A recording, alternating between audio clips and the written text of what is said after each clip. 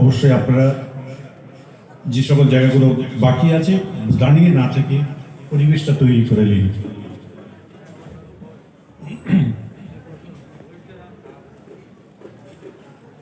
أعوذ بالله من الشيطان الرجيم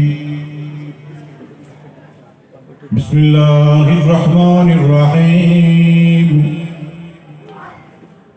الحمد لله رب العالمين والعاقبة للمتقين والصلاة والسلام على رسوله الكريم صلى الله عليه وسلم إن الله وملائكته يصلون على النبي يا أيها الذين آمنوا صلوا عليه وسلموا تسليما اللهم صل على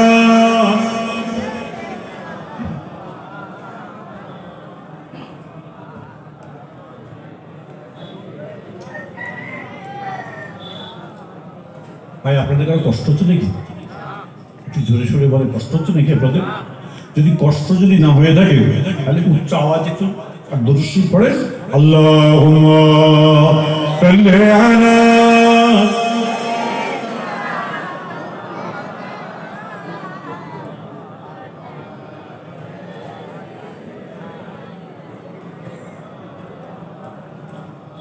ओ आया नजर गुंबदे सब्ज़ो ऐ दिल मुअद्दबो मुअद्दबो मदीना मदीना अल्लाहुम्मा सल्ली अला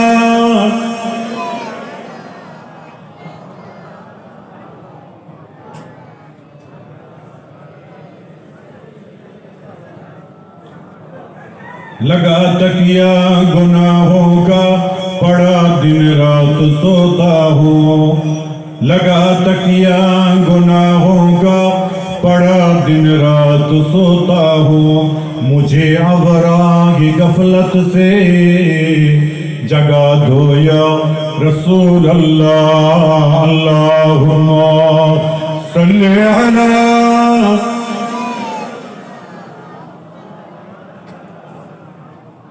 वाला आले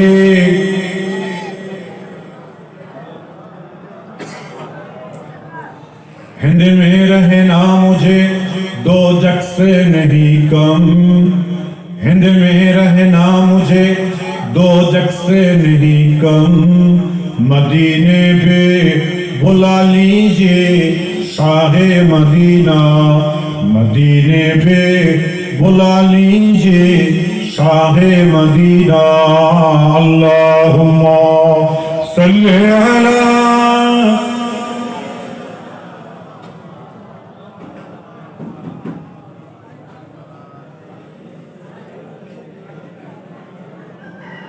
মঞ্চপুষ্ট আমার মুরব্বী বয়োজ্যেষ্ঠ জ্ঞানী গুণী বুদ্ধিজীবী ভাইরা বসে আছেন। আজকের যাত্রার আয়োজন কারিগর বিশিষ্ট ওলামায়ে কেরামগণ। আমার পূর্বে ভারতবর্ষের 1 নম্বর কারি সাহেব তিনি কোরআন তেলাওয়াত করলেন। তার পূর্বে ভারতবর্ষের বলবো সত্যিকারের অরিজিনাল মুহাক্কিক আলেম মুবাহিস আলেম, আপনারা আমার খুব মনের প্রাণের প্রিয় মানুষ যারা মুফতি সাহেব হুজুর, তিনি দীর্ঘ সময় ধরে আপনাদের কাছে অনেক আলোচনা করে গেছেন এবং আমার পরেও যারা আসবেন এবং যারা শ্রোতা হিসেবে বসে আছেন, কমিটির ভাইরা যারা আছেন, সেক্রেটারি আছেন, প্রেসিডেন্ট আছেন, মাদ্রাসার শিক্ষক মন্ডলীরা আছেন, মাদ্রাসার ছাত্র ভাইরা আছেন এবং যারা আজ থেকে নয় বেশ বছর ধরে আপনারা হানাফিয়া মাদ্রাসাকে বুকের মধ্যে যা জড়িয়ে নিয়ে বসে আছেন, সকলকেই আমার অন্তরের অন্তঃস্থল থেকে ফুরফুরা দরবার শরীফ বাইতুল মাল ওয়েলফেয়ার ট্রাস্টের তরফ থেকে মোবারকবাদ জানাই। সবাই উচ্চ আওয়াজে যদি বলবেন আলহামদুলিল্লাহ, একটু আনন্দের সঙ্গে যদি বলা যায় না আলহামদুলিল্লাহ। ভাই প্রথমে বলি, আমি একটু চেয়ারে বসেছি, আপনাকে খারাপ নিচ্ছেন না? কারণ আমি অনেক দূর থেকে আসছি, প্রায় 2000 কিলোমিটার রান করে আসলাম। তা বসতে গেলে পায়েগুলো লাগে, তা ডাক্তার সাহেব বলে দিই যে আগে থেকেই বলছে এগুলোকে বেশি খাওয়াবেন না। তা যাই হোক, আপনাদের কাছে পারমিশন নিলাম। তা 2-4টে কথাবার্তা বলবো ইনশাল্লাহ। শ্রবণ করবেন তো সবাই নাকি? এই শ্রবণের জন্য সব বসে আছেন তো? বিশেষ করে আজকে আমাকে খুব ভালো লেগেছে আপনাদের এটা জামপুর গ্রাম হানাফিয়া মাদ্রাসার উদ্যোগে যে 2 দিন ব্যাপী জলসার কর্মী ছেলেরা যারা আছে আমাকে কিন্তু অনেক দূর থেকে ওরা রিসিভ করেছে। ওদের তাকবীরের ধ্বনি, ওদের মনের ভিতরে আনন্দ, ওদের যে ভালোবাসা, আমি দোয়া করি আল্লাহ পাক পরওয়ারদিগার বেনিয়াজানের এই মহব্বত রেখে কাল কিয়ামতের দিনে আমার রাসূল পাকের কদমের নিচে আমাদের জায়গাটুকু যেন আল্লাহ পাক দান করেন। সবাই উচ্চ আওয়াজে জোরে বলুন আল্লাহু আমিন। ভালোবাসা হলো সবথেকে বড় জিনিস। আজকে মাদ্রাসা প্রতিষ্ঠানে আপনারা বসে আছেন, একটা ছোট্ট একটা কথা বলি।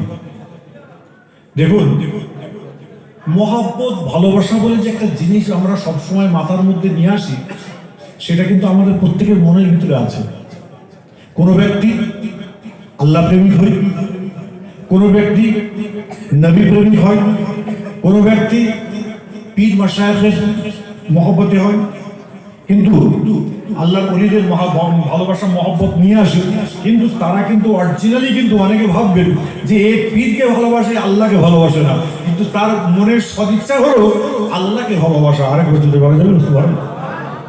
আজকে আমরা যতগুলো মানুষ এখানে বসে আছি, আমরা প্রত্যেক কিন্তু আল্লাহকে ভালোবাসি, তাই তো না? একজনে বলো। তা যাই হোক, তা সৌদি আরবের এক ছেলে এক মেয়ে দুজনই বন্ধুত্ব আছে। ছেলেটা হলো অশিক্ষিত, লেখাপড়া করেনি ছেলেটি, আর মেয়েটা শিক্ষিতা। তেমন সময় ছেলেটা যখন বিয়ে করার বয়স হয়েছে, মেয়েটির কাছে প্রস্তাব দিচ্ছে, সে আমার প্রেমিকা। বলে কি? বলে আমি তোমাকে বিয়ে করতে চাইছি, আমি তোমাকে বিয়ে করব। তখন বলছে না, আমি তোমাকে বিয়ে করবো না। বলছে কেন? কারণটা কি? বলছে তুমি একজন অশিক্ষিত ছেলে, আর আমি যদি একজন শিক্ষিতা মেয়ে ছেলে যদি আমি তোমাকে বিয়ে করি, সমাজ আমাকে মেনে নেবে না। মেয়েটা ঠিক বললো না ভুল বললো? জুড়ে বলবেন কিন্তু। আমি কিন্তু সবাইকে উত্তর চেয়েছি, মুখ বন্ধ করে রাখবেন না, এটা আওয়াজ দিয়ে বলবেন মেয়েটি ঠিক বললো না ভুল বললো। গুলো বলছে ভুল, যাদের একটু জ্ঞান তারা বলছে ঠিক। কোনটা ঠিক? ছেলেগুলোর কথাগুলো ঠিক না মুরব্বীদের কথাগুলো ঠিক? আবার বলছি, যদি বুঝতে না পারেন আমার কথা কি অসুবিধা হচ্ছে না তো? আর অসুবিধা হচ্ছে না তো? শিক্ষা প্রতিষ্ঠান, এটা শিক্ষা প্রতিষ্ঠান। তা যাই হোক, ছেলেটি যখন প্রাপ্ত হয়েছে, মেয়েটি যখন ভালোবাসা আপনার কি বলে সেও যখন প্রাপ্তবয়স্ক হয়েছে, ছেলেটি মেয়েটার কাছে গিয়ে বলছে আমি তোমাকে বিয়ে করতে চাইছি। মেয়েটি বলছে আমি তোমাকে বিয়ে করতে পারবো না, একটাই কারণ, সেটা হলো তুমি একজন অশিক্ষিত ছেলে, আমি একজন শিক্ষিতা মেয়ে ছেলে, আমি যদি তোমাকে বিয়ে করি সমাজ আমাকে ভালো কোনোদিন বলবে না। মেয়েটি ঠিক বললো না ভুল বললো? যেটা বলে ঠিক ঠিক বলেছি, মেনে নিলাম। ছেলেই তখন বলছে আল্লাহ, আমি এমন একজন সন্তান, আল্লাহ তোমার বান্দা, মেয়েটি আমাকে বললো ওকে আমি জান থেকে ভালোবাসি, মন থেকে ভালোবাসি, ও আমাকে বললো যে বিয়ে করবো না। ছেলেটি এমন সময় আল্লাহর কোরআন শরীফ কোরআন তেলাওয়াত করতে করতে কোরআনে হাফিজ হয়ে গেল। আরেকবার যদি বলেন কোরআনে হাফিজ কমপ্লিট হওয়ার পরে ছেলেটি ভাবছে আমি তাহলে মেয়েটার কাছে যাব, আমি যে বলতো কোরআনে হাফিজ, আমি তো শিক্ষিত। তখন মোহন বলছে না, যাস না।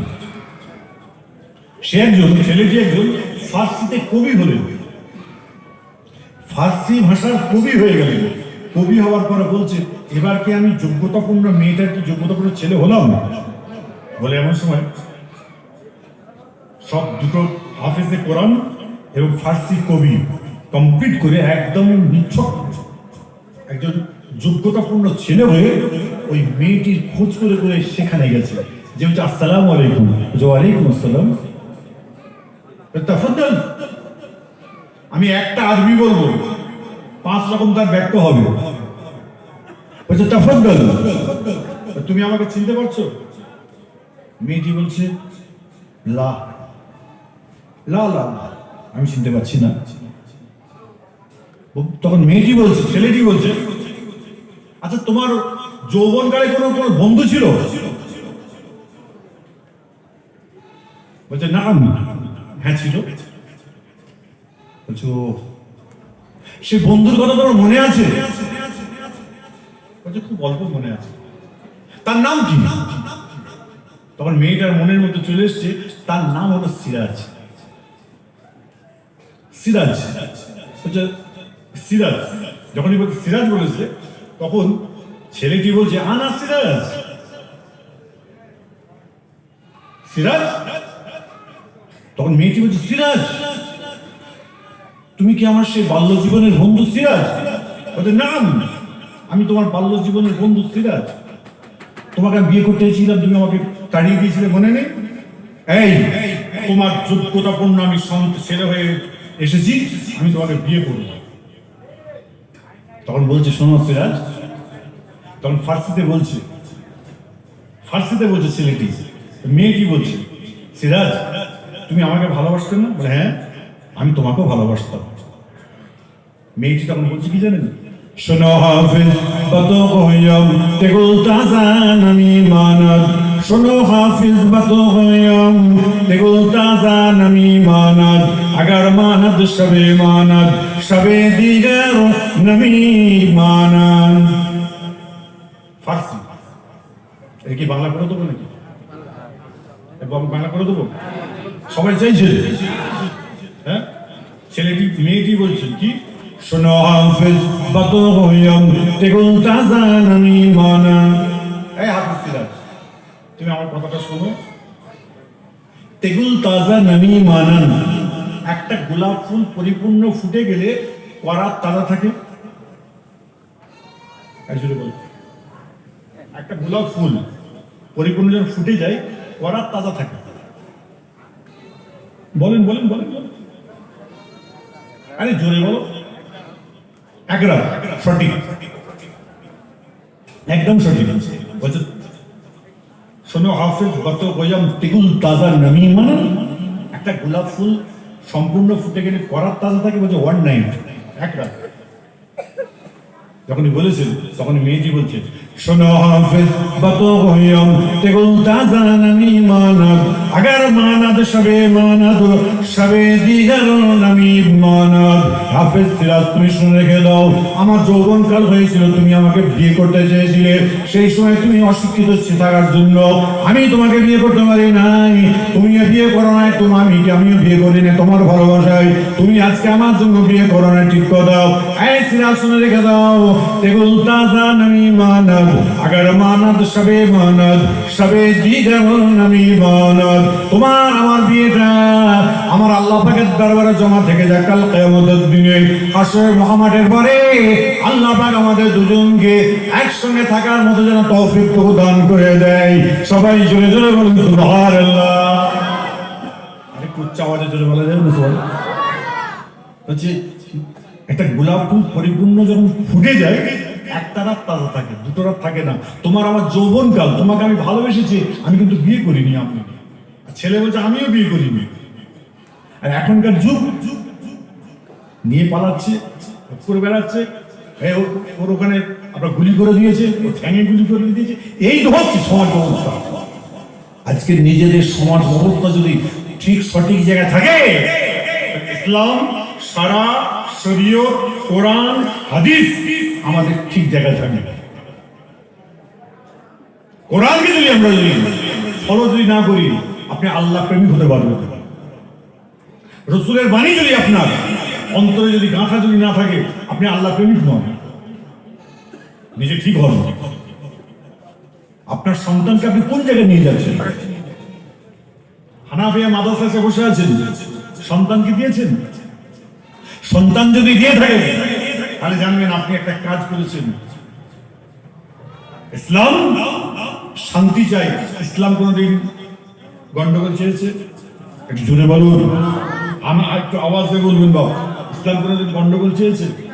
তাহলে আপনি আমি কোনদিন আল্লাহর বান্দা, আখেরি নবীর উম্মত, আপনাকে আমাকে উভয়কে আল্লাহ পাকের ডাকে সাড়া দিতে হবে না? এই জোরে বলো, একটু আওয়াজ দিয়ে জোরে বলো, আওয়াজ দিতে হবে না। তা আল্লাহ যখন তাকে সাড়া দেবেন, আচ্ছা কবরে যখন শুইয়ে দেওয়া পরে আর কেউ থাকবে? জুড়ে বলবেন। আর আমি পিজ্জাটা সায়েন্সের দিকে, আপনারা আমাকে খুব ভালোবাসেন। এখন যদি আপনি যদি বলেন হুজুর আমার আব্বা আমার ভাই ফুরফুরা পাগল ছিল, আপনাদের পাগল ছিল হুজুর, আপনি জানাজার নামাজটা পড়িয়েছেন আলহামদুলিল্লাহ, হুজুর দোয়া করেছেন আলহামদুলিল্লাহ, তা আমার বাপের আমার ভাইয়ের কবরেতে মাথার দিকটা একটু নেবে, একটুখানি নামিয়ে দেন না হুজুর। তখন আমি কি বলবো জানেন? বাবা আমার হাতটা একটু ব্যথা আছে, ভারী লাশ তো, তুলতে গেলে একটু কষ্ট হবে। আমরা কিন্তু দোয়া চাইবার সময় আছি, জানাজার নামাজ পড়াবার সময় আছি, যেখানে পয়সা আছে সেখানে আছি। আর যদি আপনি বলে আমি বলেছি হুজুর একটুখানি ওইটা করে দেন, তখন কিন্তু হুজুর কিন্তু বলছে আমার এই ডান হাত কাঁপে বাম হাত কাঁপে। বুঝে নেবেন আকেল মনকে ইশারা কাফি, জ্ঞানী মানুষ হন, ওই চলাফেরা করুন, আল্লাহকে ধরে থাকেন, আপনি আল্লাহর হয়ে যাবেন। আল্লাহ বলছে বান্দা আমি তোমাদের হয়ে যাবো। আরেকবার যদি বলা যাবে, আরেকটু আনন্দের সঙ্গে যদি বলা যায়, নিজেরা তৈরি হন। আমি বলুন ভাইজান তৈরি হতে গেলে কি করতে হবে? আমার রাসূল সাল্লাল্লাহু একদিন আবু বকর সিদ্দিক একজন মাইয়িত হয়ে গেছে, দুনিয়া থেকে বিদায় নিয়েছে আল্লাহর এক বান্দা। আমার রাসূল পাকের যুগে আল্লাহ রাসূল তার জানাজার নামাজ পড়াতে যাচ্ছেন, বুখারী শরীফের হাদিস। যাচ্ছেন এমন সময় দেখছি আবু বকর সিদ্দিক, ওমর ফারুক, ওসমান গনি, আলী কারামুল্লাহ আজম এরকম পরস্পর সাহাবা হুজুররা সব আছেন। আবু বকর সিদ্দিক যখন দেখতে পাচ্ছেন যে আপনার যে লাশটা রাখা রয়েছে কাফনের ভিতরে, আপনার কি বলে একটা সাপ এইভাবে যাচ্ছে। আমার রাসূল পাক সাল্লাল্লাহু আলাইহি ওয়াসাল্লামকে বলছে হুজুর একটা কথা বলবো? হ্যাঁ বলো। বলে ওই লোকটি যে যার জানাজার নামাজটা পড়তে এসছেন না, হ্যাঁ ওই তার কাফনের ভিতরে একটা সাপ যাচ্ছে। ইয়া রাসূলুল্লাহ বলে আপনি যদি হুকুম দেন সাপটাকে আমি বার করে দিই। আবু বকর সিদ্দিক রাদিয়াল্লাহু তাআলা আনহু যখন এই কথা বলেছে, সঙ্গে সঙ্গে সাপটার জবানকে আল্লাহ পাক খুলে দেয়। সঙ্গে সঙ্গে সাপটি আবু বকর সিদ্দিক কেমন সময় সালাম দিয়েছিল, আসসালামু আলাইকা ইয়া আবু বকর। হযরত আবু বকর সিদ্দিক রাদিয়াল্লাহু তাআলা আনহু শুনেই একদম বাবারে মারে, কি অন্যায় করেছি, একটা অবলা জন্তু আমাকে সালাম দিল, নিজেকে নিজে ছোট করে নিচ্ছে। আবু বকর সিদ্দিক রাদিয়াল্লাহু তাআলা আনহু এই সময় সাপটা চিৎকার করে বলে যে আবু বকর শুনে রেখে দাও, আমি যে আজকে আপনার ইমান ব্যক্তিটার কাফনের মধ্যে প্রবেশ করেছি অন্য কোনো কারণ নয়, স্বয়ং আল্লাহ পাক আমাকে হুকুম করে দিয়েছে এই মানুষটা যতদিন দুনিয়ায় বেঁচে ছিল জীবনে কোনোদিন নামাজ পড়ে না, রোজা রাখে নাই, যাকাতটা দেয় নাই, বলে আল্লাহ পাক বলে দিয়েছেন এই ভয় ফেলে এই সাপ তুমি এই ব্যক্তিটার আপনার কি বলে কাফনের মধ্যে প্রবেশ করে গিয়ে কাল কিয়ামত পর্যন্ত ওই মানুষটার আপনার শরীরের গোস্তগুলোকে তুমি দংশন করে করে কেটে থাকবে, আল্লাহ হুকুম দিচ্ছে। সবাই উচ্চ আওয়াজে জোরে বলুন নাউযুবিল্লাহ। একটু জোরে বলা যাবে না? আমরা কি চাইবো আমার বাপ আমার মা আমার দাদা দাদি কবরেতে শুয়ে দংশন করুক শরীরের গোস্তগুলোকে? এক নম্বর কারণ কি? নামাজ পড়তো না। দ্বিতীয় নম্বর রোজা রাখতো না। তিন নম্বর যাকাত দিত না। এই ছেলে এই এদিকে তো তোর বিয়া করতে এলো দেখছি। ভাই একটা কথা বলে দিই, আপনাদের কোনো অসুবিধা হচ্ছে? একটু আওয়াজ দিয়ে বলবেন। একটু মুখ খোলেন তো সবাই দেখি। কার অসুবিধা হচ্ছে? কেউ যদি পেচ্ছাপ করতে মন চাই এক আঙ্গুল তুলে আমাকে দেখাবে। যদি পায়খানা যেতে মন চাই 2 আঙ্গুল। যদি মনে হয় ঘরে গিয়ে আরাম করবো ঠান্ডা লাগছে 3 আঙ্গুল। যদি মনে হয় আর ভাল লাগছে না 5 আঙ্গুল দেখে যাবেন। আমি যতক্ষণ আছি ততক্ষণ কিন্তু আমি বললাম আমি একটু ব্যাকা লোক। আর অসুবিধা হচ্ছে? একবার তকবীর দিলে বুঝতে পারবো কজন ভালো আর কজন খারাপ। না রে তাকবীর, আওয়াজ তো নেই, আওয়াজ নেই। নেতাজি ডাক্তার এখন তো জিন্দাবাদ জিন্দাবাদ, ফাটিয়ে দাও মেরে দাও ফাটিয়ে দাও এই করতে, এটা আওয়াজ দিয়ে বলেন না, না রে তাকবীর। আসল কথা অনেকে ভয় বসে আছে, কি বলতে কি বলবে বাবা, দরকার নেই, চুপচাপ থাকি। টানা টানার লোক নেই তো কেউ আছে? বুঝতে পারছেন না? বিড়ি টানা আসতে বলছি, বিড়ি টানার লোক নেই কেউ নেই তো? জুড়ে বলো আছে? হ্যাঁ সব আছে। বিড়ি করে কেন আছে? এর বোতল কর, জুড়ে বলো। এই হ্যাঁ কি না আছে না নেই? বোতল করে আছে নাকি? নেই তো। এই বউ পেটা লোক কেউ আছে? আছে? নেই তো। এই বসে বের করেছিস? আচ্ছা আচ্ছা, ফুচকে ছেলে কিছু বোঝে না, সেটা গুজি ভাঙে নেই, কারণ পেটে এগুলো হয়ে গেছে। এই বউ পেটের লোক কেউ নেই তো? ভালো কথা। এই সবাই ভালো হয়ে চলবেন, আল্লাহ আপনাকে আমাকে জান্নাতি করবেন। আরেকবার জোরে বলা যাবে না? আরেকটু আনন্দের সঙ্গে জোরে বলা যাবে না? নিজেরা ভালো হয়। আজকে এখান থেকে এটা শিক্ষা প্রতিষ্ঠান এবং জান্নাতের বাগান তো এটা নাকি? এই জোরে বলো। এই জান্নাতের বাগানে বসে আমরা যদি শিক্ষা যদি নিয়ে যদি চলতে পারি, ইনশাআল্লাহ এর ওসিলায় আল্লাহ আপনাকে আমাকে প্রত্যেকটি জান্নাতি বলে কবুল করে নেবেন। আরেকবার জোরে বলা যাবে না? আরেকটু আনন্দের সঙ্গে জোরে বলা যাবে? আল্লাহ নবীর দরবার সঙ্গে কথা বলতে গিয়ে বুখারী শরীফ হাদিসের মধ্যে পাওয়া যায়, আমার নবী আপনার নবী দয়ার নবী হুজুর আকরাম সাল্লাল্লাহু আলাইহি ওয়াসাল্লাম একদিন মসজিদে নববী থেকে এমন সময় বেলা 9টা, 9:30, 10টা নয়, 11টা, 10:30, 11টার দিকে আম্মাজান মা আয়েশা সিদ্দিকা রাদিয়াল্লাহু তাআলা আনহার দরবারে আসলেন। আম্মাজান মা আয়েশার সঙ্গে আলাপ আলোচনা কথাবার্তা বলছে। আলোচনা করতে করতে জোহরের আযানটা শুরু হয়ে যায়। যখন জোহরের আযান শুরু হয়ে গেছে, আম্মাজান মা আয়েশা সিদ্দিকা রাদিয়াল্লাহু তাআলা আনহা দেখতে পাই আমার নবী আপনার নবী দয়ার নবী মসজিদে নববীতে জোহরের নামাজ পড়তে চলে যায়। জোহরের নামাজ পড়ে আসার পরে এমন সময় আম্মাজান মা আয়েশা সিদ্দিকা রাদিয়াল্লাহু তাআলা আনহাকে আমার নবী আপনার নবী দয়ার নবী খোঁজ করছে। এমন সময় যেই জায়গায় রান্না করছিলেন সেই জায়গাতে আম্মাজান মা আয়েশা সিদ্দিকা রাদিয়াল্লাহু তাআলা আনহা নাই। এদিক ওদিক খোঁজ করে দেখতে পাচ্ছেন না। এমন সময় ঘরের মধ্যে দরজাটা খুলে দেখতে পাচ্ছেন আম্মাজান মা আয়েশা সিজদায় গিয়ে আল্লাহ পাকের দরবারে কাঁদছে। ওই সময় আম্মাজান মা আয়েশা সিদ্দিকা রাদিয়াল্লাহু তাআলা আনহাকে আমার নবী আপনার নবী দয়ার নবী কোনো প্রশ্ন উত্তর করলেন না। আম্মাজান মা আয়েশা সিজদা থেকে ওঠার পরে আল্লাহ পাকের দরবারে ডান দিক বাম দিকে সালাম ফেরার পরে আল্লাহ পাকের দরবারে দুটো হাত তুলে দোয়া চেয়েছে। দোয়া যখন কমপ্লিট হয়ে যায়, ওই সময় আম্মাজান মা আয়েশাকে আমার নবী আপনার নবী দয়ার নবী বললেন, আমা আয়েশা মা ইউতিকে, আয়েশা তুমি কেন কাঁদছো বলো? আম্মাজান মা আয়েশা সিদ্দিকা রাদিয়াল্লাহু তাআলা আনহা বললেন, ইয়া ইয়া হাবিবাল্লাহ, হুজুর আপনি আমার বিয়াদবি মাফ করবেন, আপনি আমার বিয়াদবি ক্ষমা করবেন ইয়া রাসূলুল্লাহ হাবিবাল্লাহ। আপনার সঙ্গে আলোচনা করতে করতে এমন সময় যখন জোহরের আযান হয়ে গেছে, এমন সময় আপনি জোহরের নামাজ পড়তে গেলেন, এমন সময় আমি আমার হাতের মধ্যে একটা আগুনের ঢিলা আমার হাতের মধ্যে পড়েছে, হুজুর বিয়াদবি ক্ষমা করবেন। আপনি আপনার জবান থেকে আপনি বলে দিয়েছেন অন্য কিছুই নয়। একটা ছুঁচকে মাটির মধ্যে ভরে দেওয়ার পরে ছুঁচতে যখন তোলা হয়, গায়ে যতটুকু মাটি লেগে থাকে জাহান্নামের এখন ততটুকু জান আপনার দুনিয়াতে এসছে, হুজুর বিয়াদবি ক্ষমা করবেন।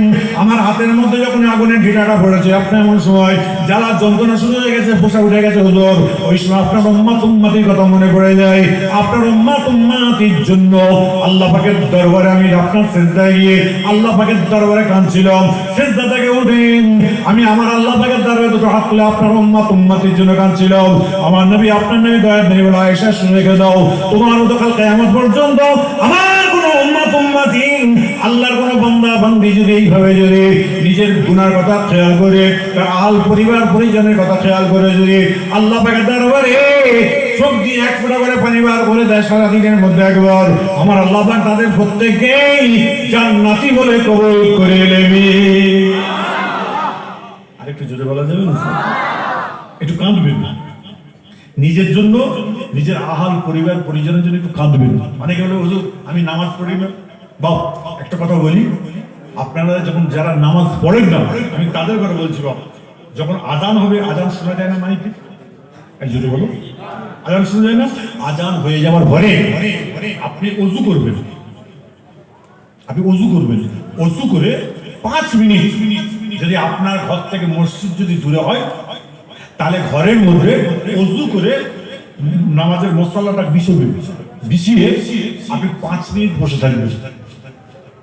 আমি নামাজ পড়ার কথা বলছি না বাবা, 5 মিনিট ওই নামাজের মশলায় বসে থাকবে। 5 মিনিট পরে নামাজের মশলাটা গুছিয়ে দিয়ে কাজে চলে যাবে। যদি মসজিদ হয়, আপনি অজু করে মসজিদে গিয়ে চুপচাপ 5 মিনিট বসে চলে আসবেন, অসুবিধা হবে কারণ? এই জোরে বলো, একটু উচ্চ আওয়াজে জোরে বলো, কারণ অসুবিধা হবে? 5টা মিনিট বসতে অসুবিধা হবে? 5টা মিনিট বসে চলে আসবেন। আর যদি আপনি বলেন আমি আল্লাহর বান্দা নবীর উম্মত, যখন এই আজানটা হবে সঙ্গে সঙ্গে নামাজ যখন টাইম এসে যাবে তখন বলবেন যে এই কাজ থাক, আগে নামাজটা আদায় করে নি।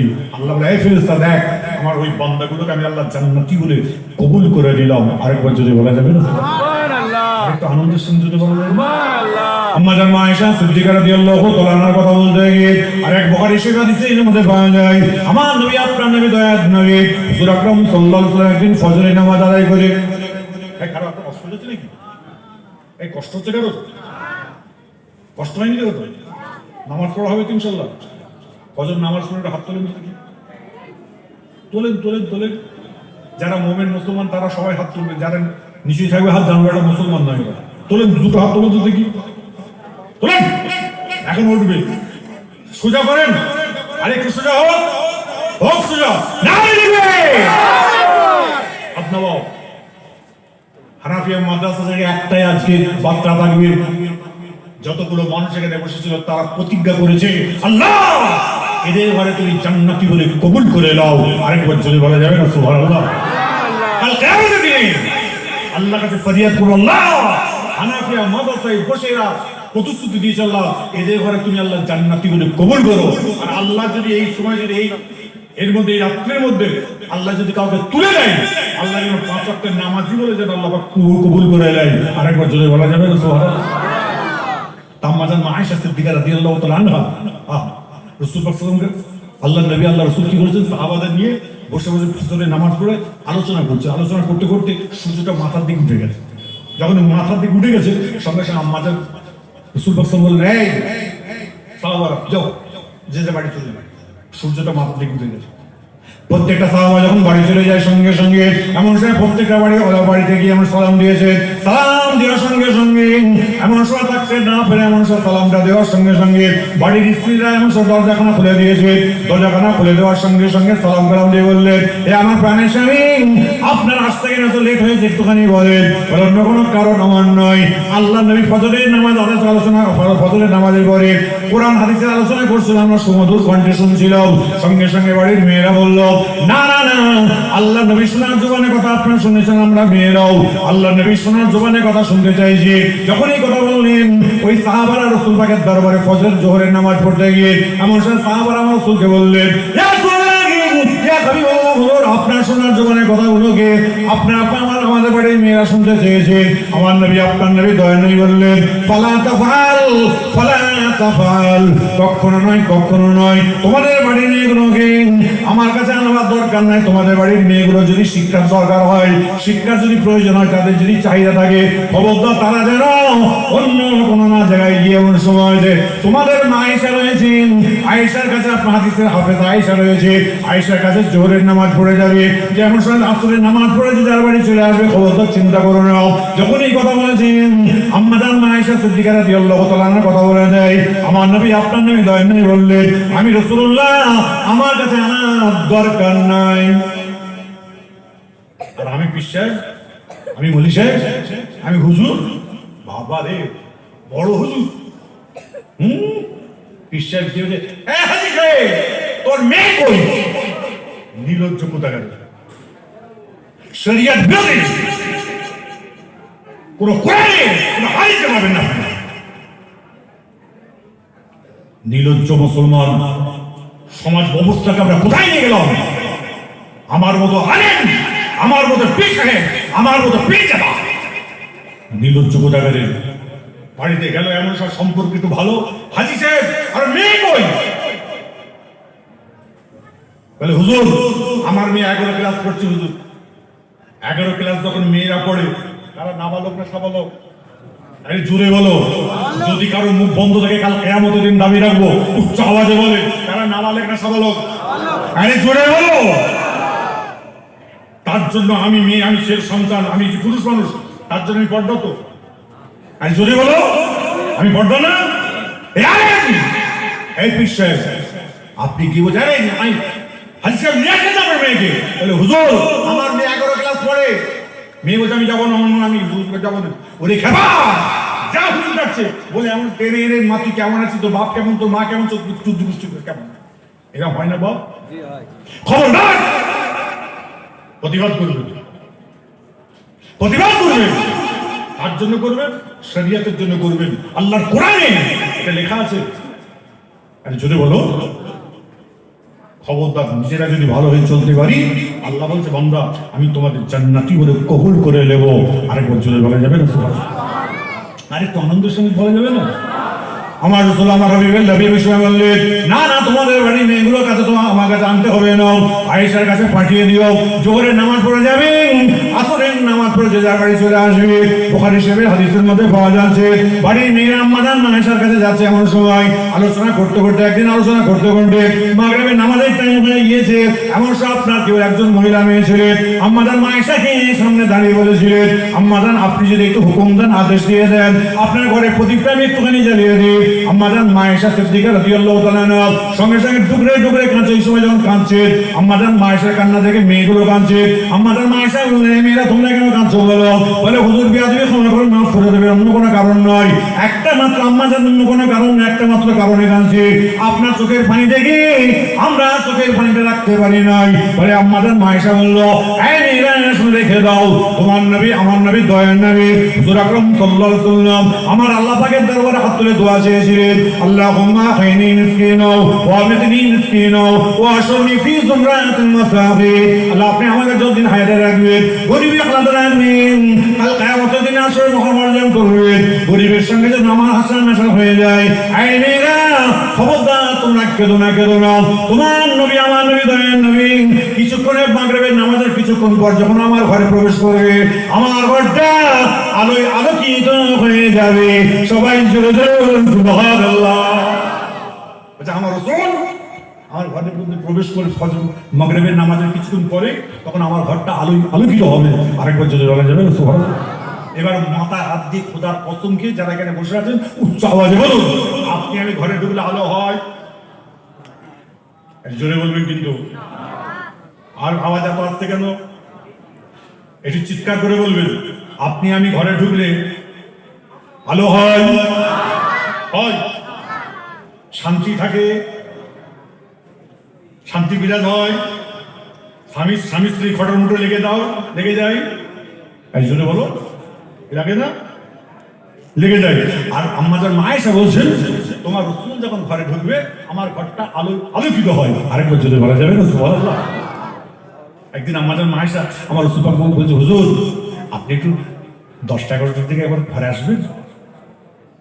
আয়েশা কেন, কি হয়েছে? আম্মা জান আয়েশা সিদ্দিকা রাদিয়াল্লাহু তাআলা আনহা বললেন, হুজুর বিয়াদবি ক্ষমা করবেন, আমার সালোয়ার কামিজে যে পড়ে রয়েছে এবং সালোয়ার কামিজের মধ্যে কিছু কিছু জায়গায় আমার আপনার ছিঁড়ে গিয়েছে, হুজুর বিয়াদবি ক্ষমা করবে, আপনি ঘরের মধ্যে এসে বসবেন, অন্যদিকে মুখটা করে থাকবেন, এমন আপনার চেহারা থেকে যে জ্যোতিটার নূরটা বের হবে, ওই জ্যোতি দ্বারাই আমি আয়েশা আমার গায়ের কাপড়টাকে সালোয়ার কামিজটাকে সেলাই করব। সবাই জোরে জোরে বলেন সুবহানাল্লাহ।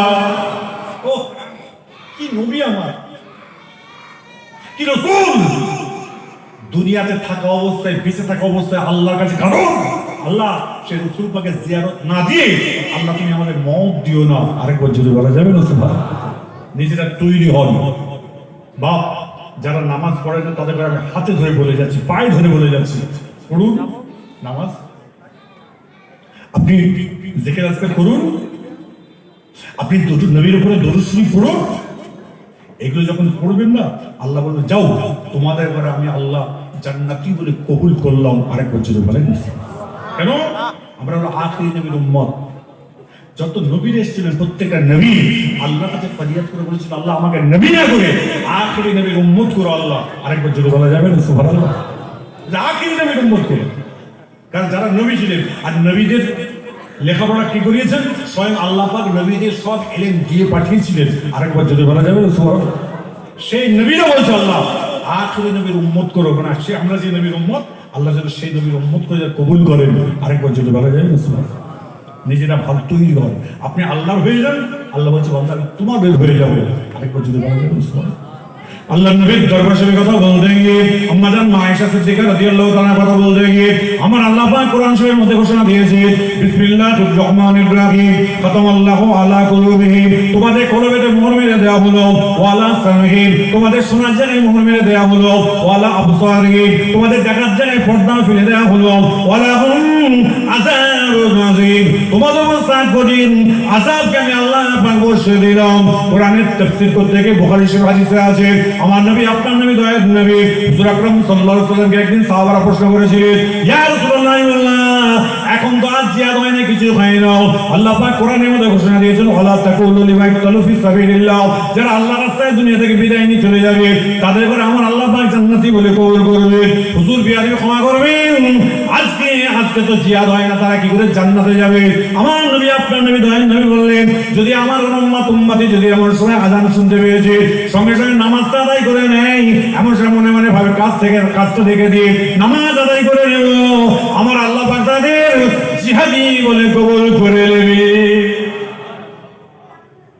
আর জিহাদ করতে গেলে প্রথম মুজাহিদ হতে হবে আর মুজাহিদ কাকে বলে অন্তর কলব হৃদয় শরীর টাকা পয়সা যা কিছু আছে সবকিছু আল্লাহ রাস্তায় দিয়ে দিতে হবে কেন জানেন আমার রাসূল পাক সাল্লাল্লাহু আলাইহি ওয়াসাল্লাম একদিন জিহাদের কথা বলেছেন সব সাহাবারা বাড়িতে সবকিছু নিয়ে আসতে বলেছে সবাই কিছু নিয়ে এসেছে আবু বকর সিদ্দিক রাদিয়াল্লাহু তাআলা আমার রাসূল পাক বলে হে আবু বকর তুমি কি দেখে আসলে বাড়িতে বলে হুজুর যত কিছু জিনিসপত্র ছিল আপনার জন্য আমি সবকিছু নিয়ে চলে এসেছি আর আমার ঘরে আমি রেখে এসেছি কি জানেন আল্লাহ এবং আল্লাহ রাসূলকে আমি রেখে এসেছি আরেকবার যদি বলা যাবে না সুবহানাল্লাহ হ্যাঁ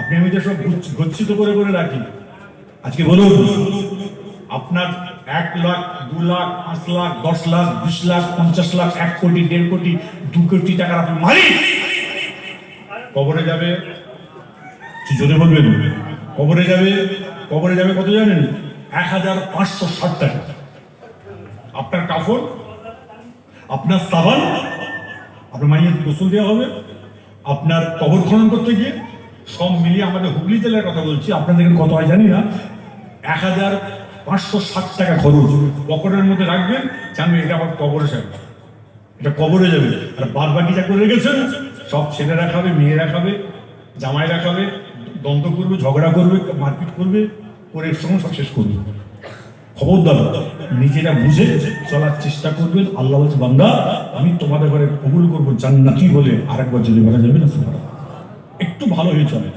একটু ভালো মনের মানুষ হয়ে চলুন আল্লাহ বলছেন কি তোমরা নামাজ পড়ো আমার আল্লাহ বলছে তোমাদের ঘরে জিহাদি বলে আল্লাহ কবুল করবে আমার রাসূল বলছে জিহাদি বলে কবুল করবে আরেকবার যদি বলা যাবে আল্লাহ নবীর দরবার শরীফে কথা বলতে গিয়ে ওদের যুদ্ধের সময় আমার নবী আপনার নবী দয়ার নবী হুজুর আকরাম সাল্লাল্লাহু আলাইহি ওয়াসাল্লাম এমন সময় লোকটা কি বলে সাহাবারা জিহাদে যাবে এমন সময় সকলের নাম লেখা আছে এমন সময় আমার নবী পাকের দরবার শরীফে একজন খোঁড়া সাহাবা এসে আমার রাসূলকে সালাম দিয়ে বললেন হুজুর আপনি আমার বিয়াদি ক্ষমা করে মাফ করে দেবেন আপনি আমার নামটা লিখে নিন বলে হুজুর আপনি আমার নামটা লিখেন আমার রাসূল এই তুই খোঁড়া মানুষ বাড়ি যাও বাড়ি যাও বাড়ি গেছে দ্বিতীয় দিন এসে আমার রাসূল পাক বলছে হুজুর আপনি আমার নামটা লিখে দেন তুই খোঁড়া মানুষ কোথায় জিহাদে যাও বাড়ি যাও তৃতীয় দিন এসে বলছে হুজুর আমার 4টে ছেলে নাম লিখিয়েছে তারা দুনিয়া থেকে বিদায় নেবে আর আমি বাপ এসে থাকবো এটা হয় তখন আমার রাসূল পাক বলে এই তোমার স্ত্রীর কাছ থেকে পারমিশনটা নিয়ে এসো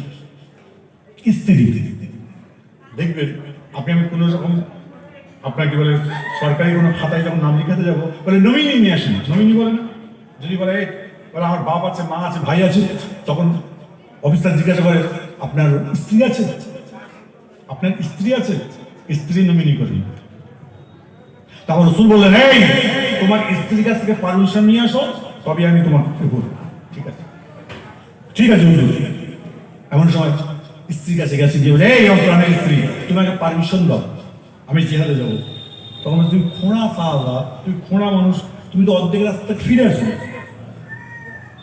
স্বামী স্ত্রীর মজা হয় না এই স্বামী স্ত্রীর মজা হয় না তা মজা করতে গেলে বলেছে যখন এরকম বলেছে বলার পরে তো বলছে ঠিক আছে আমি আল্লাহ পাকের দ্বারা দুটো হাত তুলছে কে স্বামীটা যখন দুটো হাত তুলে দোয়া চেয়েছেন দোয়া যাইবার পর বেরিয়ে গিয়ে জিহাদে গিয়ে মানুষটি মারা গেছে জিহাদে বিদায় নিয়েছেন এমন তার স্ত্রী আমার রাসূল পাক সকলের জানাজার নামাজ পড়িয়ে দিয়েছেন ওরা বলে এই যে যা স্বামীদের যে যা ছেলেরা আছে যারা আছে মেয়েরা যারা আছো চিনে নিয়ে গিয়ে দাফন করে দাও ঠিক আছে এমন সব ওই মেয়েটি এসেছে তার 4টে ছেলের লাশ আপনার কি বলবো উঠে নিয়েছে স্বামীর লাশ 1 জন 2 জন 3 জন 4 জন 5 জন মিলে তুলতে পারছে না আমার রাসূল পাকের দরবারে গেছে আসসালামু আলাইকুম রাসূলুল্লাহ। ওয়ালাইকুম আসসালাম, তাফাদ্দাল, কি খবর?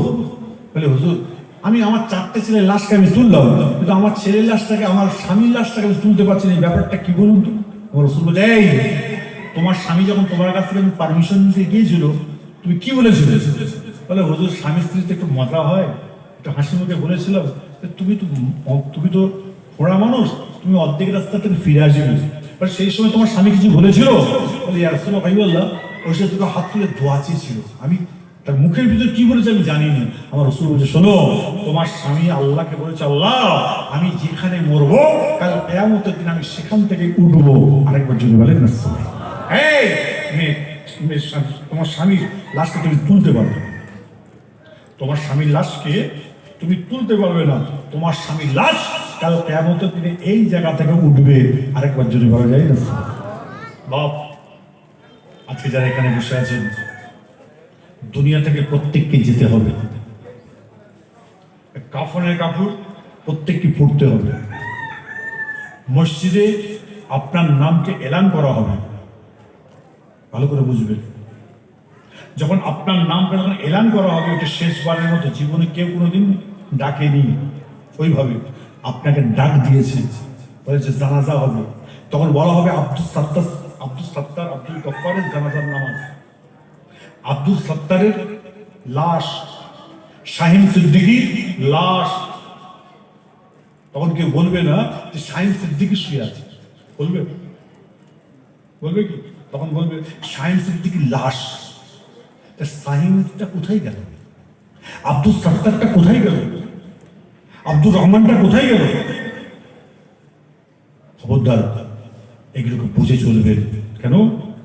এই দুনিয়া হচ্ছে না, এটা একটা খেলার জায়গা। ঈমানকে যত মজবুত করে রাখবেন, আল্লাহ আপনাকে জান্নাতি বলে কবুল করে নেবেন। আরেকটু জন্য বলে না সুবহানাল্লাহ, আরেকটু আওয়াজ জুড়ে বলা যায় না সুবহানাল্লাহ। নিজেরা একটু ভাবুন, মাথায় হাত দিয়ে একটু চিন্তা করবেন যে কি আমরা আল্লাহর বান্দা। আর খবরদার, প্রত্যেক দিন কি করবেন? যখন ঘুমাতে যাবেন, এশার নামাজ পড়বেন। এশার নামাজ পড়ার পরেতে বাপ দেখবেন আমাদের কাছে ফকিরা এসে ভিক্ষা চায় না, এই জন্য বলবেন মানে ফকির আছে, বলে 100 টাকা দাও, এরকম বলে না? আমরা কি বলি, এই 10 টাকা হয় না, আবার 100 টাকা, যা যা। আবার দ্বিতীয় দিন এসে বলে দাও 100 টাকা, তৃতীয় দিন বার করে দিই, চতুর্থ দিন বার করে দিই, পঞ্চম দিনে তাকে বার করে দিই, 6 দিনের মাথায় তাকে বার করে দিই, 7 দিনের মাথায় এই শোন, কাছে টেনে এনে তুই ক টাকা লাগবে? তাহলে আমার 200 টাকা লাগবে। তখন কি করে, পকেট থেকে এখনকার 200 টাকা নোট বেরিয়েছে তো নাকি, বুঝলি, 200 টাকার নোট বার করতে পারে, এই জিনিসটা যখন নিয়ে যাবে বলছে ভাই আমার কাছে 100 টাকা খুচরো নেই, যা তুই 200 টাকাই নিয়ে যাবে। আল্লাহ বলছে বান্দা, তোকে আমি প্রথম দিন কবুল করবো না, দ্বিতীয় দিন কবুল করবো না, তৃতীয় দিন কবুল করবো না, 7 দিনের মাথায় আমি আল্লাহ তোকে জান্নাতি বলে কবুল করে নেব। আরেকবার যদি বলেন, আরেকটু আনন্দের সঙ্গে যদি বলা যায় না সুবহানাল্লাহ। খবরদার, সম্পর্ক যেরকম রেখেছেন মাদ্রাসার সঙ্গে, সম্পর্ক যেরকম আছে, এখানে গ্রামের মানুষ আপনারা যত যাই করুন না কেন, এই মাদ্রাসা হচ্ছে নবীর ভক্ত নাকি? এই জুড়ে বলো, আপনারা মনে মনে ভাববেন হানাফি মাদ্রাসা কোন ওনারা তৈরি করেছেন, কাইম সাহেব হুজুরা তৈরি করেছেন, কে বলবো ফুরফুরা পীর সাহেবরা তৈরি করেছে, কে বলবো অমুক সাহেবরা তৈরি করেছে। ভাই, এটা হলো আল্লাহ নবীর ঘর। এই নবীর ঘরকে যে যত ভালোবাসবেন, কাল কিয়ামতের দিন আমার রাসূল পাক সাল্লাল্লাহু আলাইহি ওয়াসাল্লাম আল্লাহর কাছে শাফাত করে বলবো, আল্লাহ এরা আমাকে ভালোবেসেছিল, আমার নামি নবী আমার ঘরকে ভালোবেসেছিল, আল্লাহ তুমি এদের ঘরে জান্নাতি বলে কবুল করে নাও। আরেক বছর বলে যাবে না? আরেকটু আনন্দের সঙ্গে বলা যায় না? খবরদার, এগুলোকে মাথায় রেখে চলবেন, আর নবীকে মহব্বত করবেন এখান থেকে, দিল থেকে যখন ভালোবাসবেন না, আল্লাহ বলছে বান্দা তোকে আমি একটু নিংড়ে দিই। অনেক সময় দেখবেন তাহলে হুজুর কঠিন বিমারের মধ্যে পড়ে আছে, হুজুর খুব কষ্ট পাচ্ছে, শোনেন আল্লাহ বলছে তোমাকে আমি একটু নিংড়ে নিয়ে আমি তোমাকে কবুল করি। অনেকে রোগ হলে বলে হুজুর বড্ড রোগের জ্বালায় ঘুরছে, খুব কষ্ট পাচ্ছে, শোনেন আল্লাহ পাক বলেন যে আমার নবীর উম্মতদের অর্ধেকের বেশি গুনাহ মাফ করে আমি দুনিয়া থেকে তুলে নিই। খবরদার, খুব কষ্টে ভুগছে, খুব কষ্টে ভুগছে, সবর করো, সবর করো, ইন্নাল্লাহা মা'আস সাবিরিন পড়ো। আল্লাহ বলছে বান্দা আমি তোমাকে কবুল করবো জান্নাতি বলে। আরেকবার জোরে বলা যাবে, আরেকটু আনন্দের সঙ্গে জোরে বলা যাবে। আল্লাহ নবীর দরবার সামনে কথা বলতে গিয়ে আমার রাসূলকে আপনি আমি চিনতে পারলাম না, হাবিবুল হাবিবকে আপনি আমি চিনতে পারলাম না। আম্মা জান মা আয়েশা সিদ্দিকা রাদিয়াল্লাহু তাআলার কথা বলতে গিয়ে আমার রাসূল পাকের জিয়াদের কথা বলতে গিয়ে আমার নবী আপনার নবী দয়ার নবী হুজুর আকরাম সাল্লাল্লাহু আলাইহি ওয়াসাল্লাম তিনি আমার আপনার কি বলে আমার আল্লাহ পাকের দরবারে বারবার দোয়া চাইতেন, আমার আল্লাহ আমার উম্মতগণকে জান্নাতি বলে আল্লাহ তুমি কবুল করে নিও। বারবার দোয়া চেয়েছিলেন আমার নবী আপনার নবী দয়ার নবী। আজকে যতগুলো মানুষ এখানে বসে আছে আমরা আখিরি নবী মুহাম্মদ রাসূল পাকের উম্মতি বসে আছি। খবরদার আমার নবী আপনার নবী দয়ার নবী হুজুর আকরাম সাল্লাল্লাহু আলাইহি ওয়াসাল্লাম আমার আল্লাহ পাক এই দুনিয়ার বুকে পাঠিয়েছে। ইতিহাস আপনাদের প্রত্যেকে জানা আছে আমার নবী আপনার নবী দয়ার নবী যখন দুনিয়াতে তাশরীফ নিয়ে আসলেন এমন সময় আমার রাসূল পাক সঙ্গে প্রত্যেকটা সাহাবা তাবেঈনরা ভালোবাসতেন, আমাদের মুস্তাহিদিনরা ভালোবাসেন। আমার ভাইজানেরা কানটা খাড়া করে শুনে গেলেন আমার নবী আপনার নবী দয়ার নবী হুজুর আকরাম সাল্লাল্লাহু আলাইহি ওয়াসাল্লাম যখন দুনিয়ায় আসলেন, আসার পরে আমার আল্লাহ পাকের দরবার শরীফে দুটো হাত তুলে দোয়া চেয়েছিলেন। এমন সময় সাহাবান সব আপনার কি বলে আল্লাহর ফেরেশতারা মালায়েকা ফেরেশতারা তারা আপনার দোয়া চেয়েছিলেন, কিয়াম সালাম তারা করেছিলেন। ইতিহাস প্রত্যেকে জানা আছে আমার নবী আপনার নবী দয়ার নবী হুজুর আকরাম সাল্লাল্লাহু আলাইহি ওয়াসাল্লাম যখন আস্তে আস্তে বড় হয়েছে বুখারী শরীফ হাদিসের মধ্যে পাওয়া যায় আবু যার গিফারী রাদিয়াল্লাহু তাআলা আনহু এমন সময় টানা ছোট ভাইকে বলল, এই ভাই শোনো তোমাকে অন্য কোনো জায়গায় যেতে হবে না, তুমি মক্কায় চলে যাও। মক্কায় গিয়ে তুমি চামড়ার চোখে দেখতে পাবে আমি তাওরাত কিতাব পড়ে পেয়েছি, অন্য কিছু জিনিস পাই না। আখিরি জামানে একটা ছেলে আসবে তার নাম হবে মুহাম্মদ ইবনে আব্দুল্লাহ, সে নাকি দুনিয়ার তাশরীফ নিয়ে তুমি একটু চলে যাও, চামড়ার চোখে দেখে একবার তুমি আমাকে খবরটা দিয়ে দাও। এমন সময় আল্লাহ নবীর দরবার শরীফে আসলেন আমার নবী আপনার নবী দয়ার নবীর সোনার চেহারা মুবারকটা দেখলেন। দেখার পরে এমন সময় আমার রাসূল পাকের সোনার চেহারা থেকে নূরান জ্যোতিটা বার হয়ে যাচ্ছে। ওই সময় এমন সময় ছোট ভাই বড় ভাইকে কি বললেন, আবু যার গিফারীকে কি বললেন, আবু যার বড় ভাই আপনি কোনোদিন লেট করবেন না, আপনি যেটা বলেছেন সেটাই সঠিক। তিনি আখিরি নবী, তার চেহারা থেকে নূরান জ্যোতি বার হয়ে যাচ্ছে। সঙ্গে সঙ্গে আমার নবী আপনার নবী দয়ার নবী দরবারে আবু যার গিফারী রাদিয়াল্লাহু তাআলা তিনি আসলেন। গিফার দেশ থেকে আসলেন, আমার রাসূলকে তিনি সালাম কালাম কিছুই দিলেন না। আমার রাসূল পাকের দিকে চুপচাপ তাকিয়ে দাঁড়িয়ে আছে, চুপচাপ দাঁড়িয়ে বসে আছে। এমন সময় সন্ধ্যা হয়ে গেছে, সূর্যটা যখন ডুবে গেছে ওই সময় নামাজ কালাম পড়ে এমন সময় রাত্রি হয়ে যায়। ওমর ফারুক রাদিয়াল্লাহু তাআলা তার সঙ্গে আবু যার গিফারীকে নিয়ে ওমর ফারুক বাড়িতে নিয়ে আসলেন। আসার পরে খাওয়া দাওয়া করালেন। এমন সময় তিনি ঘুম পড়ে গেলেন। ওমর ফারুক কোনো প্রশ্ন উত্তর করলেন না, কোনো আপনাকে জিজ্ঞাসা করলেন না। দ্বিতীয় দিন ওমর ফারুকের সঙ্গে আমার রাসূল পাকের দরবারে আবার তিনি চলে গেলেন। আমার নবী আপনার নবী দয়ার নবী শোনার জবানে কথা শুনছেন। আবার সন্ধ্যা হয়ে যাওয়ার পরে ওমর ফারুকের কাছে আসলেন, ওমর ফারুক সঙ্গে করে নিয়ে আসলেন, মেহমানদারি করলেন। ওমর ফারুক কোনো প্রশ্ন করলেন না, তিনি তার এমন উত্তর কোনো কিছুই দিচ্ছেন না। এমন সময় আপনার 3 দিন হয়ে যাওয়ার পরে ওই সময় তো ওমর ফারুক বলল, ভাই আপনি আমার বেয়াদবি ক্ষমা করবেন, আপনার নামটা কি আপনি একটুখানি আমাকে বলে দিন। বলে আমার নামটা হলো আবু যার। বলে আপনার বাড়িটা কোথায় আছে বলেন। বলে আমার বাড়িটা হলো গিফার দেশে আমার বাড়ি। ওই সময় আমার রাসূল পাক বলে আপনি কি জন্য এসেছেন। বলে আমি তাওরাত কিতাব পড়েছি, আখিরি নবী বলে আজকে আপনার জানাকে আমরা আপনি ভালোবাসছেন, তার কাছে আমি হাত ধরে ঈমান নিতে আসছি। সঙ্গে সঙ্গে বললেন তাহলে আপনি চলুন, খবরদার এখন আপনি আমার সঙ্গে যাবেন ঠিক কথা। কিন্তু আবু জেহেল আবু লাহাব ওতবা সাইবা যারা রয়েছে এরা আমার রাসূল পাকের একদম দুশমন। আজকে আপনি আমার সঙ্গে হেঁটে যাবেন, কিন্তু যখন হেঁটে যাবেন আমি এক জায়গায় বসবো, হয় পেচ্ছাপ করতে বসবো অথবা জুতোটা সেলাই করতে বসবো। আপনি কিন্তু হাঁটতে শুরু করবেন। যদি তারা জানতে পারেন আপনি আমার সঙ্গে আজকে আপনার মুহাম্মদ ইবনে আব্দুল্লাহর কাছে যাচ্ছেন, তারা আপনাকে বাজে মন্তব্য করবে, আমার রাসূলকে তারা গালাগালি করবে। না এই কাজ কোনোদিন করা যাবে না। আমার নবী আপনার নবী দয়ার নবী হুজুর আকরাম সাল্লাল্লাহু দরবার শরীফে ওমর ফারুক রাদিয়াল্লাহু তাআলার সঙ্গে আবু যার গিফারী তিনি গেলেন। আমার নবী আপনার নবী দরবার আমার রাসূল পাকের দরবারে গিয়ে ওমর ফারুক রাদিয়াল্লাহু তাআলা কেমন সময় সালাম ওমর ফারুক আমার রাসূল পাককে সালামটা দিয়ে বললেন, ইয়া রাসূলুল্লাহ ইয়া হাবিবাল্লাহ আপনি আমার বেয়াদবি ক্ষমা করে মাফ করে দিবেন। এই ছেলেটা এসেছে গিফার দেশ থেকে এসেছে, এই ছেলেটার নাম হলো আবু যার, তার নাম হলো হুজুর আপনার হাত ধরে কেমন পড়তে এসেছে, ঈমান নিয়ে আসতে এসেছে। ওই সময় আমার রাসূল বললেন, না আজকে তোমাকে আমি মুসলমান করবো না, কালেমা পড়াবো না।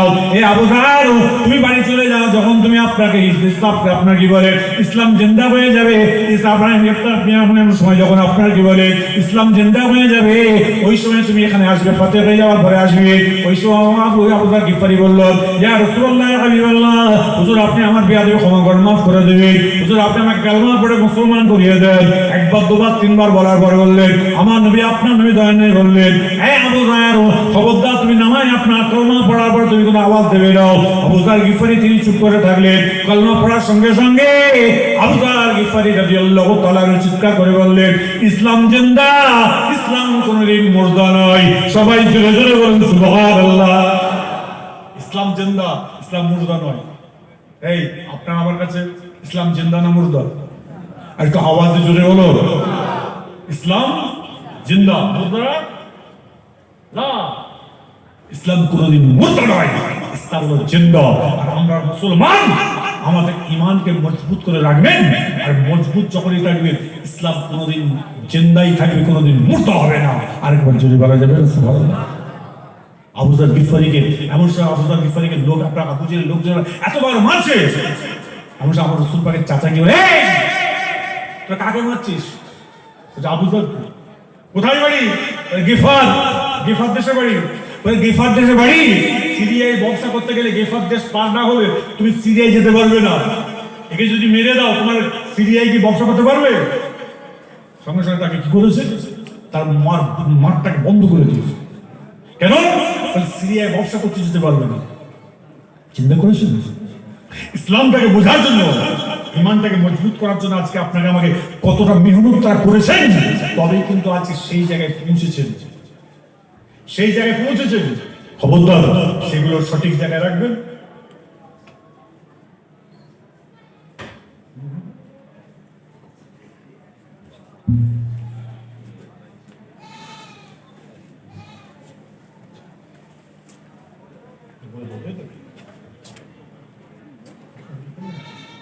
দুরুদ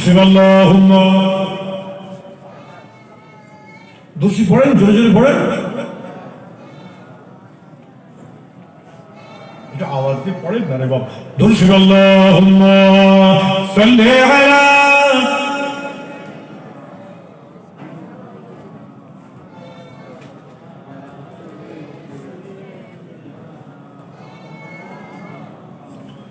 دين لنا والحق لنا والعاجل لنا والكل لنا دين لنا والحق لنا والعاجل لنا والكل لنا الإسلام لنا دينا ميع القول لنا عززناه وثقنا اللهم صل على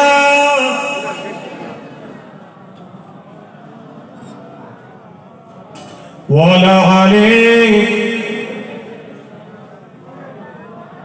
যাই হোক, আবু যার গিফারি রাদিয়াল্লাহু তাআলা আনহু এত মারতে যাচ্ছিলেন, ওরা খবর তো তোর মেরো না, ওকে মারলে তোমরা সিরিয়ায় ব্যবসা করতে পারবে না। আর গিফার দেশ না পার হলে সিরিয়ায় যেতে পারবে না। তারা সঙ্গে সঙ্গে মারাটা বন্ধ করে দিয়েছিলেন। আরেকবার জোরে বলা যায় না? আমার রাসূলকে তো আমরা চিনতে পারিনি বাপ। ঈমানটা কি? খালি বলে ঈমানের উপর মজবুত থাকবো, ঈমানের উপর মজবুত থাকবো। ওরে ভাই, ঈমানটা কি? বিশ্বাস কার উপরে? আল্লাহর উপরে। কার উপরে? নবীর উপরে। এগুলোকে মাথায় রেখে চলাফেরা করবেন। খবরদার আজকে হানাফি মাদ্রাসায় বসে আছেন, আল্লাহ পাকের দরবারে এটাই মাথায় রাখবেন। ইমামে আজম আবু হানিফা রাহমাতুল্লাহ আলাইহি নামে কিন্তু এই প্রতিষ্ঠান, তাই তো? ইমামে আজম আবু হানিফা রাহমাতুল্লাহ আলাইহি যে চার ইমামকে আমরা মানি, আর চার ইমামের এক ইমামকে আমরা ফলো করি। চারটে ইমাম হলো হক, একজন ইমামকে আমরা ফলো করি। খবরদার এগুলোকে মাথায় রেখে চলাফেরা করবেন। আল্লাহ যেন আপনার আমার প্রত্যেকের মনের আশা ইচ্ছাকে আল্লাহ যেন কবুল করেন। সবাই চলে বলা যাবেন আলহামদুলিল্লাহ। আরেকটু আনন্দের সঙ্গে যদি বলা যাবেন আলহামদুলিল্লাহ। তা যাই হোক, আজকে এই মাদ্রাসার অনেক মাশাআল্লাহ দান আপনারা করেছেন, তবুও বর্তমানে এখন 3,22,866 টাকা ঋণ আছে, তাই তো? ঋণ আছে। আমাদের মুফতি সাহেব তিনি তুলেছেন, অনেক কিছু বলেছেন, আপনারা দিয়েছেন। বাপ, যতগুলো মানুষ এখানে বসে আছেন, আমি প্রত্যেককে বলবো, আপনারা যতগুলো মানুষ এখানে বসে আছেন প্রত্যেককে এখন দিতে হবে না, পরে দেবেন। নামটা একটু বলবেন। 1,000 টাকা, 1,000 টাকা যতগুলো মানুষ এখানে বসে আছেন 1,000 টাকা করে এই হানাফি মাদ্রাসায় দেবেন। আছেন কেউ? 1,000 টাকা নামগুলো বলবেন, আমরা নামগুলো লিখে নেব, আপনি দেবেন। কি নাম? কি নাম না? যে কি নাম? মজনু। এখানেই বাড়ি? পাশের গ্রামে বাড়ি? গ্রামের নাম বাতাগাছি। তিনি বলছে আমি 1000 টাকা দেবো, যদি বলা যাবে মারা হবে। আরেকটু জোরে সোরে বলা যাবে মারা হবে। নারে তাকবীর, নারে তাকবীর। আল্লাহ ভাইজান নিয়তকে কবুল করো, কিসমত কারাদাই বড় করে দাও, নসিবকে বড় করে দাও, রুজি রোজগারে বরকত দান করে দাও, হায়াতকে দারাজ করে দাও, দিদারে কাবা শরীফ, দিদারে মদিনা শরীফ আল্লাহ নসিব করে দাও। সবাই জোরে জোরে বলুন আল্লাহু আমিন। নারে তাকবীর। দ্বিতীয় নম্বরে আছেন একজন হারুন গাজী, নাটোয়ারাটি বাড়ি, 1000 টাকা। হারুন গাজী 2 নম্বর লিখেছেন, যদি বলা যাবে মারা হবে। এই 3 নম্বরে কেউ আছেন? তাড়াতাড়ি বলবেন, একদম দেরি করবেন না। 3 নম্বর, 3 নম্বরে কেউ আছেন? কি নাম? শহীদ মন্ডল, নাটোয়ারাটি। ওইটা একটা শহীদ মন্ডল, নাটোয়ারাটি বাড়ি। কত নম্বর? 3 নম্বর না? 3 নম্বর, যদি বলা যাবে মার হাবা। এই 4 নম্বর একজন, 4 নম্বর আছেন? 4 নম্বর একজন আছেন? তাড়াতাড়ি নাম বলবেন। 1000 টাকা আমার রসুল আমার নবীর ঘরে দেবেন। আছেন? দিচ্ছেন, দেবেন, অবশ্যই দেবেন। এখানে নামটা লিখে দেন, পরে দেবেন। 4 নম্বর একজন বান্দা নেই আল্লাহ বলে হুজুর আমরা তো দিয়েছি একবার মুফতি সাহেবদের কাছে, আবার কত দেবো? কথা ঠিক কথা, কিন্তু এত দেনা রয়েছে, দেনাগুলো তো আপনাদের দ্বারাতে আপনারা দেবেন, আপনারা দিলে তবে তো এগুলো দিতে পারবেন। অসত্য দেওয়া কঠিন।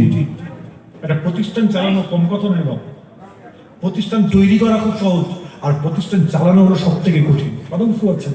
তো যাই হোক, এখানে আমি এসে খবর নিয়েছি, ছেলেরা আপনার কি বলে হেলথ বিভাগ আছে, মরানা বিভাগ রয়েছে, এখানে ছেলেরা খাওয়া দাওয়া 3 বেলা খাওয়া দাওয়া দেওয়া হয়। এবারে আবার 4টে ছেলে পাগড়ি নিয়েছি, মাশাআল্লাহ, খুব ভালো কথা। আল্লাহ নসিব বড় করুন, আল্লাহ এদের আরো বড় হওয়া তৌফিক দান করুন। কথা বুঝতে পারছেন না? দোয়া করি তাদের জন্য। বাপ আছেন কেউ? ক নম্বর হয়েছে? 3 নম্বর, 4 নম্বর হয়েছে। এই 5 নম্বরে আছেন কেউ? 1000 টাকা দেবেন। আছেন? তাড়াতাড়ি বলবেন বাবা। যদি বলে হুজুর খুব চাপ হয়ে যাচ্ছে, 500 টাকা করুন। 500 যদি থাকেন তাড়াতাড়ি নামগুলো বলবেন বাবা, একদম দেরি করবেন না। 500 টাকা আছেন তো? কি নাম? মোস্তফা মুন্সি, নাটোয়ারি, 500 টাকা। আরেকজনকে পিছনে, এই পিছনে কে আছে নামটা বলে দাও তো। কি নাম?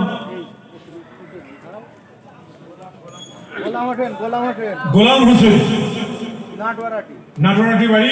গোলাম হোসেন ভাই বলছে আমিও 500 টাকা দিলাম। তাই তো নাকি? যদি বলা যাবে না মারা হবে, আর একটু উচ্চ আওয়াজে যদি বলা যাবে না মারা হবে। নারে তাকবীর। কবুল করো, কবুল করো মনের বাসনা নাও, কবুল করো, কবুল করো মনের বাসনা নাও।